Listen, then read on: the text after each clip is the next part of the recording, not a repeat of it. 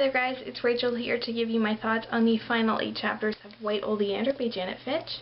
So first of all, I definitely want to thank Ashley for picking this novel and for encouraging me to read it because I loved it. It earned 5 out of 5 stars for me. I loved every second of it. And Ashley told me this book is classified as adult, but it is a book for young women.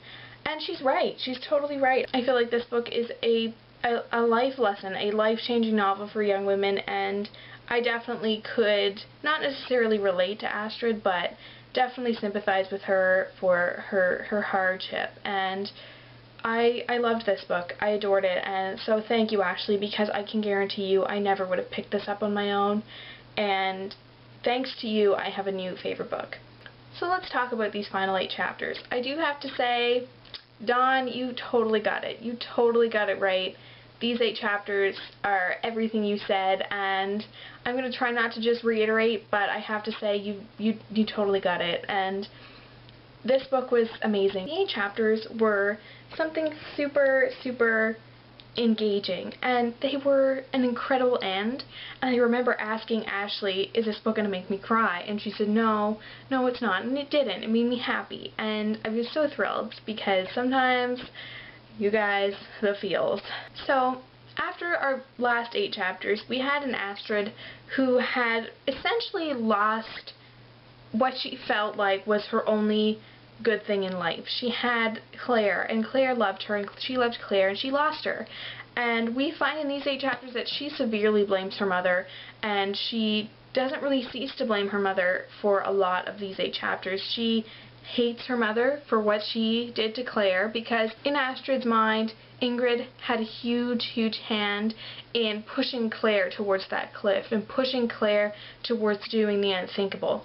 And we see Ingrid's guiltless actions and Ingrid's guiltless expressions towards Astrid, and that definitely eggs Astrid on into the fact that this woman has no mercy, and this woman has no qualms about taking the life of another person, because I think Ingrid and Astrid both know that Ingrid is somewhat at fault, and whether or not this was Ingrid's original intent to make push Claire over the edge, it happened. And Astrid hates Ingrid for that, among many other things. Ingrid spends a lot of these 8 chapters desperately grasping for Astrid, and she is using a lot of sarcasm and a lot of insinuations in her letters and a lot of anger. But Astrid is immune to that now. Astrid is not worried about disappointing her mother. Astrid is her own person, and she very much prides herself on being her own person, and so she refuses to revert back to that clay, that soft, wet clay that her mother left her in.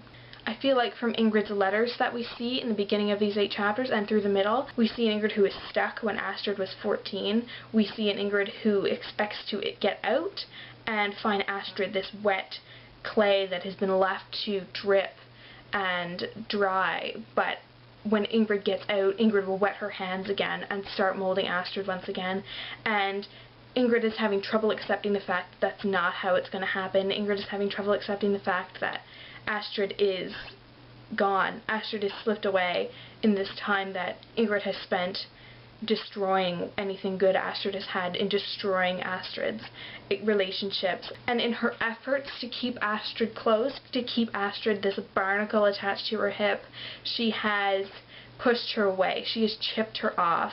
Before Ingrid could even blink, Astrid has become someone else. Astrid has become who these foster homes have shaped her to be.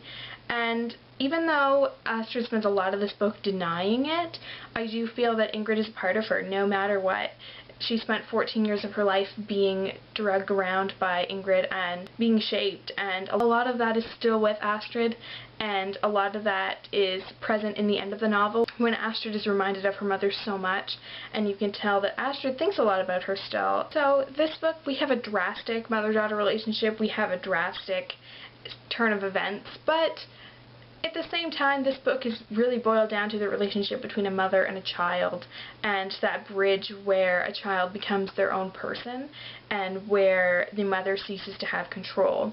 In this case, Ingrid is not ready to let go. Ingrid is really unprepared to have Astrid become her own person, because Ingrid envisioned Astrid being this goddess, this woman that Ingrid used to be. And Ingrid envisions Astrid being better than Ingrid and being less burdened than Ingrid.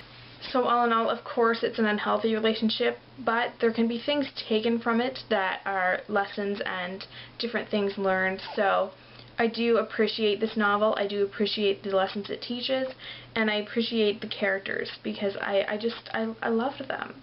And I loved this novel. I recommend it to anyone. Janet Fitch is the type of writer that anyone who reads this will glean something from the novel, whether it be a lesson or a phrase or anything that they choose to live by in this novel, because it's that type of book, and it earned 5 out of 5 stars for me for a number of reasons which I just mentioned. So please read this if you have not been reading along. If you have, let me know what you thought of it down below. And stay tuned for next week, where we will be reading my pick for August, which is I Hunt Killers by Barry Lyga. Thank you so much for watching. I had so much fun reading this first book, and I'm so excited that I get to read it with all of you guys. And thank you for watching. Bye!